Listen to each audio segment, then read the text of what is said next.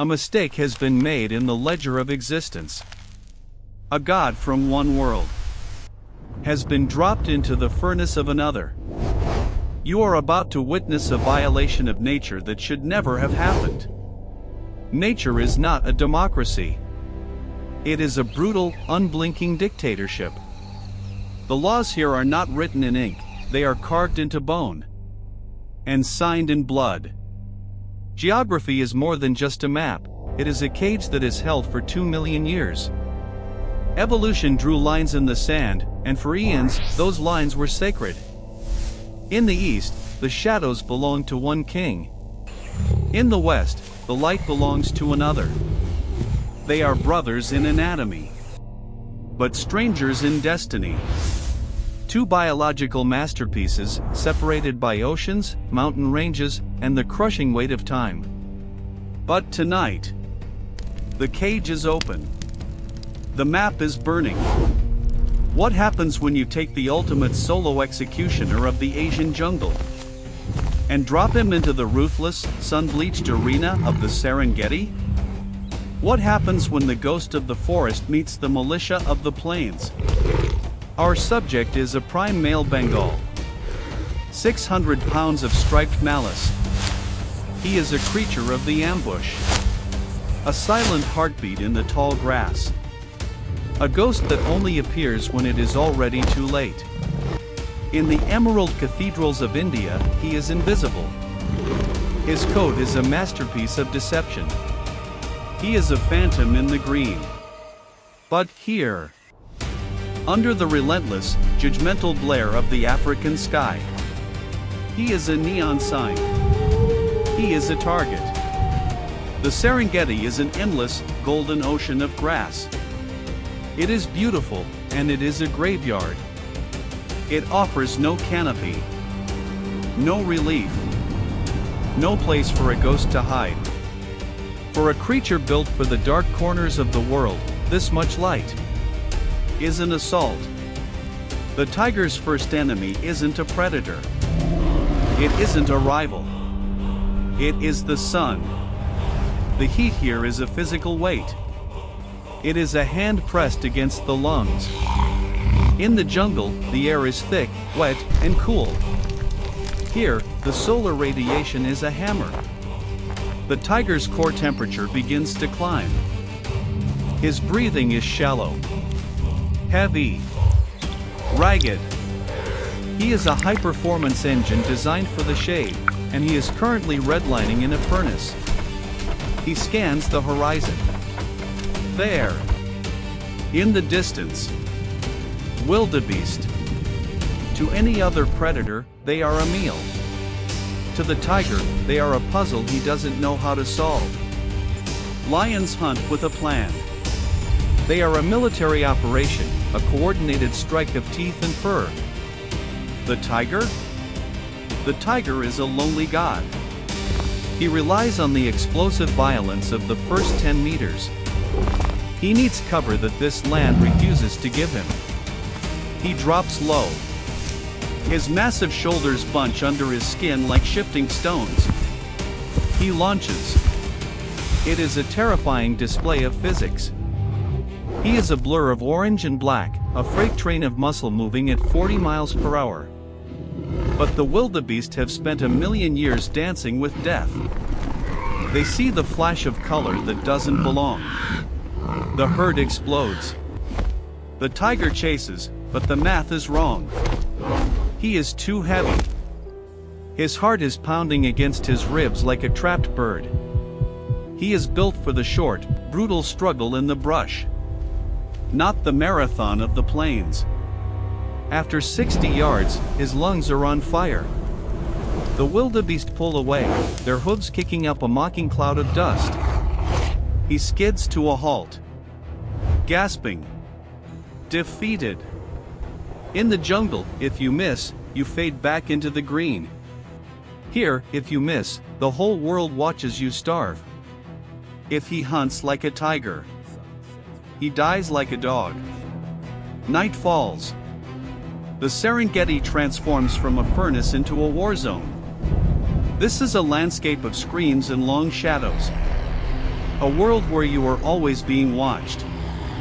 Then, the sound starts. A low-frequency rumble that vibrates in the tiger's very bones.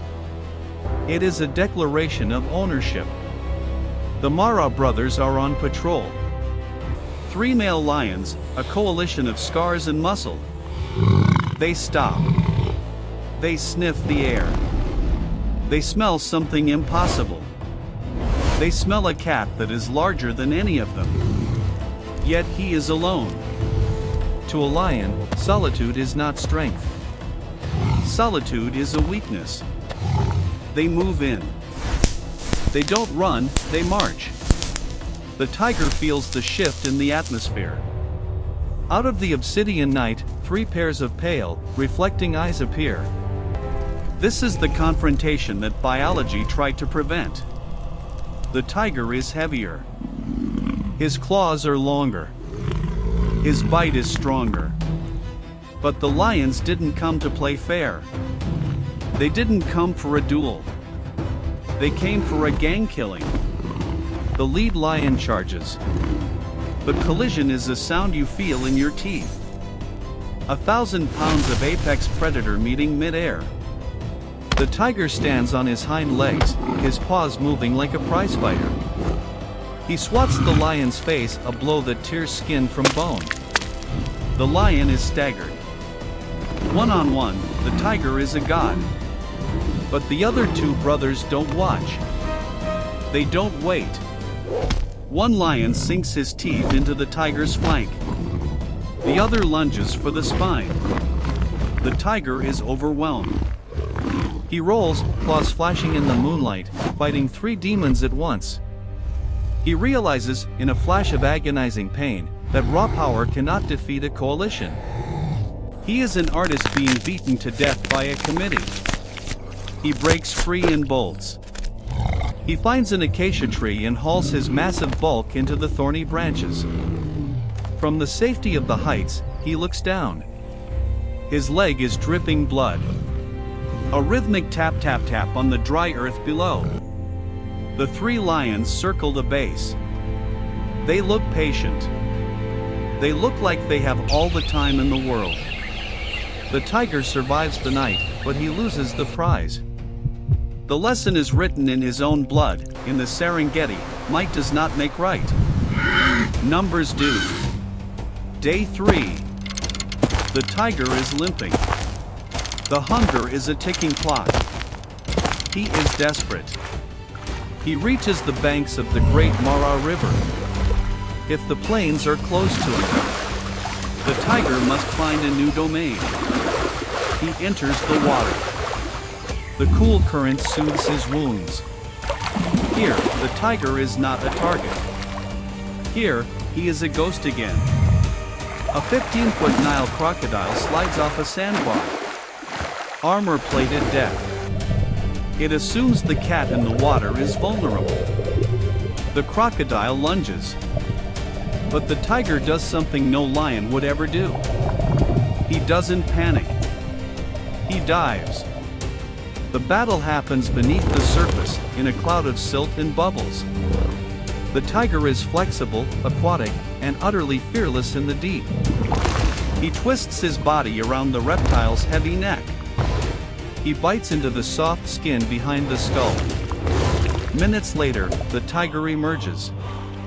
He is gasping, his fur matted with mud and reptilian blood.